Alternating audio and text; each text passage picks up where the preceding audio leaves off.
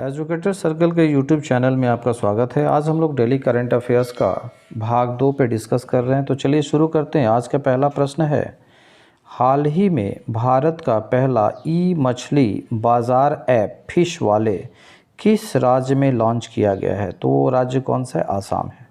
अब आसाम से जुड़े हुए कुछ और फैक्ट्स को देख लेते हैं। तो आसाम के अभी सीएम चीफ मिनिस्टर कौन है? हेमंत बिश्व शर्मा हैं। और वहाँ के गवर्नर कौन है? जगदीश मुखी हैं। आसाम की राजधानी कहाँ है? दिसपुर में है।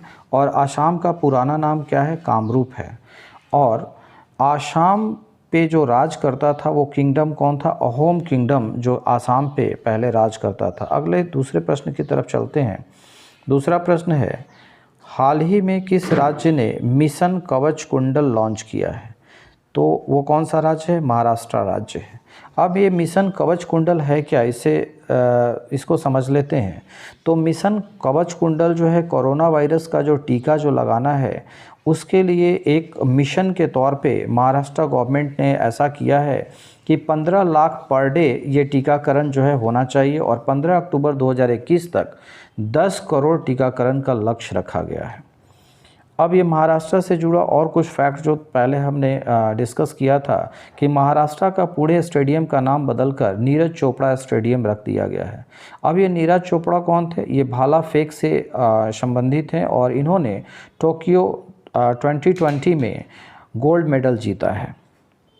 अब अगले प्रश्न की तरफ चलते हैं। अगला प्रश्न है, अंतर्राष्ट्रीय बालिका दिवस कब मनाया जाता है? यानी कि इंटरनेशनल गर्ल चाइल्ड डे कब सेलिब्रेट किया जाता है? तो 11 अक्टूबर को इंटरनेशनल गर्ल चाइल्ड डे के रूप में सेलिब्रेट किया जाता है। यहाँ पे ध्यान देने वाली बात है कि यहाँ पे अंतर्राष्ट्रीय बालिका दिवस है और दूसरा एक और है नेशनल गर्ल्स चाइल्ड डे, जिसको हम राष्ट्रीय बालिका दिवस भी कहते हैं। तो राष्ट्रीय बालिका दिवस जो है कब मनाया जाता है? ये 24 जनवरी को राष्ट्रीय बालिका दिवस मनाया जाता है। अब अक्टूबर में कुछ और फैक्ट्स को हम देख लेते हैं कि 10 अक्टूबर जो है विश्व मानसिक स्वास्थ्य दिवस के रूप में मनाया जाता है और 9 अक्टूबर को विश्व डाक दिवस और 8 अक्टूबर को वायु सेना दिवस के रूप में मनाया जाता है। अब अगले प्रश्न की तरफ चलते हैं। अगला प्रश्न है कि किस राज्य में हाल ही में बुथुमका उत्सव शुरू किया गया? बुथुमका उत्सव, तो बुथुमका उत्सव जो है तेलंगाना में शुरू किया गया है। और बुथुमका उत्सव जो है ये किससे संबंधित है? ये 9 दिवसीय पुष्प उत्सव है और बुथुमका उत्सव जो है अमावस्या से शुरू होता है और दुर्गा अष्टमी तक चलता है। अब इससे रिलेटेड कुछ और फैक्ट्स को देख लेते हैं। तेलंगाना जो राज्य है ये आंध्र प्रदेश से अलग होकर बना था और ये कब बना था? 2 जून 2014 में इसकी स्थापना हुई थी। तो 2 जून 2014 में तेलंगाना एक अलग स्टेट बना था आंध्र प्रदेश से अलग होकर। अब ये तेलंगाना का कुछ और फैक्ट्स को देख लेते हैं। तेलंगाना के अभी वर्तमान में सीएम कौन है? के चंद्रशेखर राव हैं। और वहाँ के गवर्नर कौन है? तमिलसाई सौंदरराजन।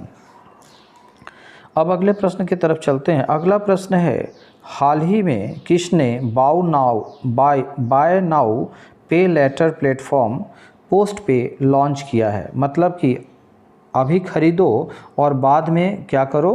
पे करो, है ना। बाय नाउ ऑन पे लेटर्स प्लेटफॉर्म्स पोस्ट पे लॉन्च किया है। किसने लॉन्च किया है? तो भारत पे ने लॉन्च किया है। अगले प्रश्न की तरफ चलते हैं। अगला प्रश्न है, हाल ही में किस राज्य में भारत का पहला वर्टिकल लिफ्ट रेलवे ब्रिज बनाया गया है? तो वर्टिकल लिफ्ट रेलवे ब्रिज जो बनाया गया है तमिलनाडु में बनाया गया है। तमिलनाडु में पहला वर्टिकल लिफ्ट ब्रिज बनाया गया है।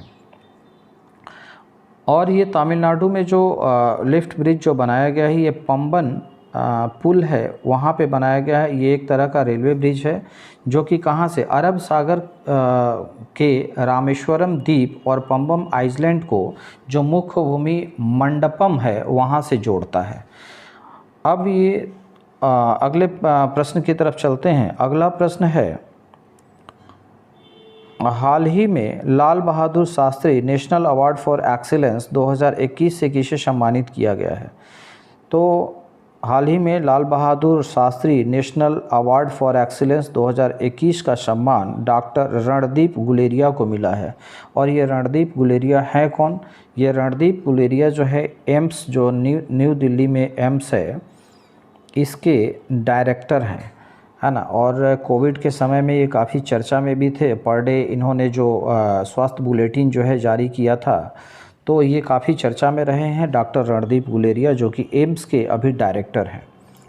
इनको रणदीप गुलेरिया को 2015 में पद्म श्री अवार्ड से भी सम्मानित किया गया और 2014 में ये बीसी रॉय अवार्ड भी इन्हें प्राप्त हुआ है। इन्होंने एक बुक लिखा है टिल वी विन, यानी कि ये को ऑथर हैं। इनके साथ एक दूसरे ऑथर जिन्होंने लिखा है टिल वी विन, ये कौन सा किस ऑथर ने लिखा है, तो चंद्रकांता लहारिया ने लिखा है। और उसके को ऑथर कौन है, को ऑथर जो है डॉक्टर रणदीप गुलेरिया है। ये किस पे आधारित है, जो कोविड-19 पैंडमिक है उससे जो इंडिया फाइट कर रहा था उस पे ये आधारित बुक है टिल वी विन। अब अगले प्रश्न की तरफ चलते हैं। अगला प्रश्न है कि भारतीय रेलवे में दक्षिण मध्य रेलवे के लिए 2 लंबी दूरी के मालगाड़ी ट्रेन शुरू की है, उसका क्या नाम है। तो भारतीय रेलवे ने, दक्षिण मध्य रेलवे, तो साउथ सेंट्रल रेलवे ने 2 लंबी दूरी की मालगाड़ी ट्रेन शुरू की है, उसका नाम क्या है, तो उसका नाम है त्रिशूल एवं गरुड़।